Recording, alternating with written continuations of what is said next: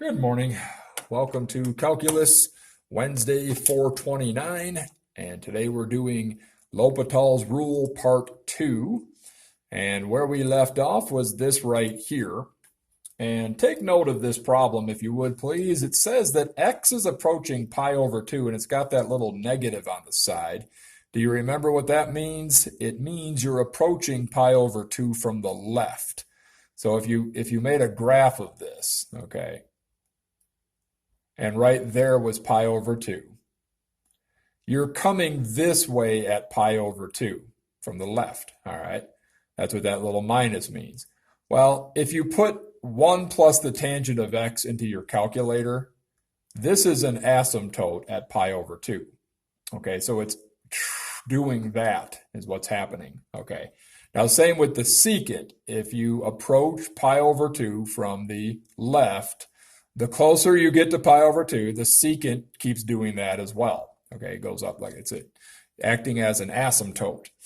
All right, so therefore, what's happening as you try to put in pi over 2, you're getting infinity divided by infinity. Now, this here in the yellow box is another way of doing it without graphing it, but it would show the same thing.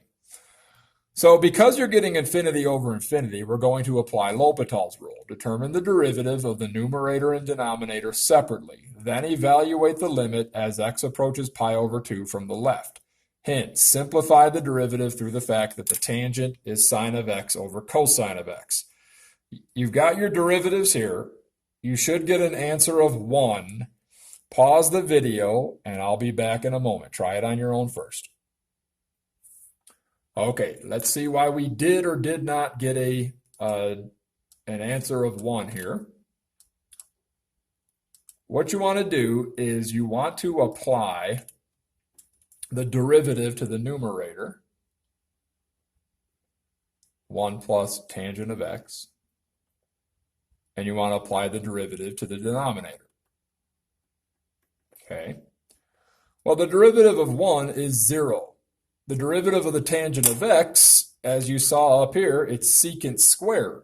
So you're looking at 0 plus the secant squared of x. And then the derivative of the secant is secant of x times tangent of x. By the way, let me just say, don't forget the chain rule. When you do the derivative of tangent of x, it's secant squared of x times the derivative of what? The x itself, see? And that's just 1. When you do the derivative of the secant, it's secant x tangent x times the derivative of what? Times the derivative of the x itself. Okay, if that had said x to the 5th power or something, you'd have to do that extra step in there. But we can bypass it. Oh, come on. We can bypass it simply because, sorry about that.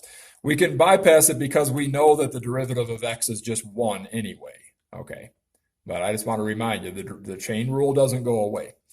All right, so your derivative for each of these then comes to being the secant squared of x divided by secant x tangent x. And aren't these timesing at the bottom? And if there's 2 of them up here timesing, I can cancel out the secant like that. So that now I have secant of x, 1 of them, not squared, divided by the tangent of x. Well, let's put that in terms of sine and cosine. The secant is 1 over the cosine, right? It's being divided by the tangent, right? But the tangent is the same as what? Sine over cosine. So it's being divided by sine over cosine, okay? So sine of x over cosine of x, that's the same as dividing by the tangent. How do you divide fractions? You multiply by the reciprocal. So we times it by cosine over sine. Cosines will cancel out, and here we go. We can now say the limit as x approaches pi over 2 from the left of just 1 over the sine. Well, I can use direct substitution into that because I can get my unit circle out. What's the sine of pi over 2? Sine of pi over 2 is 1. So when you use direct substitution, coming from the left or right doesn't matter. It's just you're putting in pi over 2. You're looking at 1 over 1, and that's why we get our answer of 1. Okay. Close that, close that, close that. All right, see, okay. See if you, well, I'll help you with this one, okay? Evaluate the following limit. If you want to try it on your own, go ahead, all right?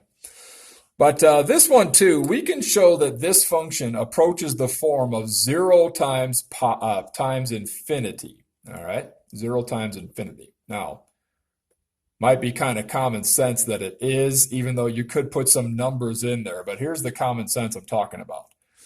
If you use direct substitution there, you're going to have infinity squared, because you got x squared, multiplied by, if you put direct substitution there, you've got sine of 1 over infinity. I thought it was infinity squared times 4.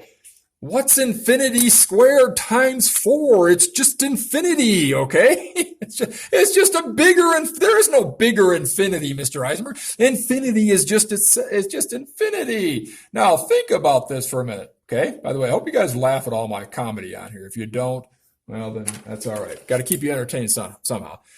Do you know how we said before that as you divide something by a larger and larger number, it essentially turns into nothing, right? 1 divided by a huge number is 0.0000001. So it's essentially turning into 0. Well, what's the sign of 0? Sign of 0 is 0 itself. It's the y value. Sign of 0 is 0. So this, in other words, this whole thing, as x approaches infinity, morphs into 0. So we get that right there, 0 times infinity, because infinity squared is just the same as infinity, and then 0, 0, okay? Now, here's something for your notes. Whenever you get something that's 0 times infinity, or infinity times 0, same thing. It's just the book puts 0 first, okay? Or if you get infinity minus infinity, the limit may be any value or it may not exist. The key, however, is to rewrite it in the form of something that we use L'Hopital's rule for. We use L'Hopital's rule for getting something to be 0 divided by 0, okay, or infinity divided by infinity. So that brings up a question. How do we rewrite it, Mr. Eisenberg? Well, take some notes with me. Here's my original function that I had right there, okay? I'm going to times it by 1 over x squared over 1 over x squared. Please tell me that that's a fraction of 1. Okay, it is. It's a fraction of 1. All right, so it's going to come out to be this when you do all the math. All right, if you don't believe me that it's going to come out to be all that, then here we go. Let me try to show you. I'm going to just move this here, okay? And right there, and there, and there, and there. Okay, good. All right, class, you have 1 over x squared over 1 over x squared. And because it's timesing by this thing right here, x squared sine 1 over 4x squared, all of that is over 1. You follow me? So what's taking place is this numerator right here is multiplying by this numerator. This is a complex fraction, see? So that's a numerator, and this is a denominator, okay? And that denominator is multiplying by that one there. So what we have is 1 over x squared multiplied by x squared sine 1 over 4x squared, all over 1, all over, that's just times by 1 over x squared like that, okay? Now, look what's going to happen. This is timesing right there. It's going to cancel out. So we end up with sine of 1 over 4x squared over a big 1 right there, but that's just going to be the same as sine of 1 over 4x squared. If you divide something by 1, same thing. And the bottom is just 1 over x squared, and that's what we have right there, okay?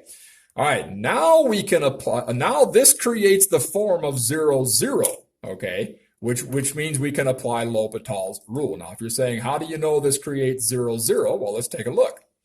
As you approach infinity, right? Let me get my pen back here. As you approach infinity, what's going to happen? You're going to have the sign of 1 over infinity and 1 over infinity, right? Infinity there, infinity there. Now, I don't worry about the 4, and I don't worry about the square, because like I said before, infinity squared is still infinity, and infinity squared times 4 is still infinity, okay? All right, so what is 1 over infinity happen? What is that turning into? It's turning into the sign of 0 again. And then this being 1 over infinity, that's turning into 0 as well. What's the sign of 0? 0 degrees is 0, see, because it's the y value. So the sign of 0 is 0. And what's 1 divided by infinity? That turns into 0. So it's getting into that 0, 0 form. So we can now apply L'Hopital's rule, okay? All right, if you want to pause the video and apply L'Hopital's rule, go ahead. You should get an answer of 1/4. Okay, welcome back. All right, now, applying L'Hopital's rule. Give me the derivative of the numerator and denominator, okay? So you want the derivative of the sign, right? That's going to be the cosine of whatever this is.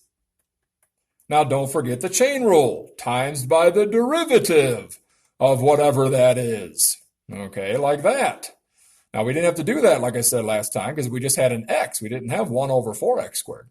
All right, and then the derivative of this one, I'm going to just hold off on the derivative for a minute because I'm going to rewrite it as x to the negative 2. It's a lot easier to write it that way, boys and girls. Think about it. If you move that to the top, it's now x times 1 with a negative 2 and 1 on the bottom. That's those charts in the room that tell us that, okay? All right, let's do another step here. I've got the cosine of 1 over 4x squared. I'm timesing it by the derivative of 1/4 times x to the negative 2. Huh? Okay, look at that right there. Class, that's the same as 1/4 times 1 over x squared. Yes, put the x squared to the top. Now it's an x to the negative 2, right? Okay, email me if you didn't quite grasp that. Now on the bottom, I've got the derivative still of x to the negative 2, like that, okay? I've got cosine of 1 over 4x squared. Why didn't you find that derivative? I'm going to show you a little trick here. You could find the derivative, but you don't have to. You'll see why. Didn't we say that constants are not affected by the derivative? So this is just 1/4 times the derivative of x to the negative 2 divided by the derivative of x to the negative 2. That's why I didn't find the derivative. They're going to cancel. See? Well, I didn't know you could cancel derivative. You can cancel anything as long as it's what? Please say timesing. If it's timesing, you can cancel them out. Okay, now like I said, if you did the derivative of the negative 2 and everything, it would all cancel out anyway. And it's going to end up being, okay, limit as x approaches infinity of cosine of 1 over 4x squared times 1/4, like that. Now I'm going to move the 1/4 to the front. I don't have to. Yeah, I should, just for good habits, because I'm always telling you guys to do it that way. So I don't want you accusing me of doing something that I shouldn't have, that I'm telling you to do. 1/4 times, how's that? Move the 1/4 to the front because it's 1/4 times the cosine of 1 over 4x. Okay, well, who's being affected by the limit as x approaches infinity? Just the part that has an x. So you have 1/4 times the cosine of 1 over 4 infinity squared. What does that turn into? A big 0 again. What is the cosine of 0? 0. No, it's not. Cosine of 0 is 1. Okay? So your final answer is 1/4 times 1. Okay, that's why we get 1/4 times 1. Right there. That whole thing turns into 0. 1 divided by infinity turns into 0. Okay, so cosine of 0 is 1 as you approach infinity. So it's just giving you a limit of 1/4. Okay. By the way, I say it turns into 0. It approaches 0. Okay. It approaches 0. But nonetheless, as it gets closer and closer and closer and closer, we get this closer and closer and closer to 1. So we limit, or we peak off at simply 1/4. All right. Copy those and have a good night.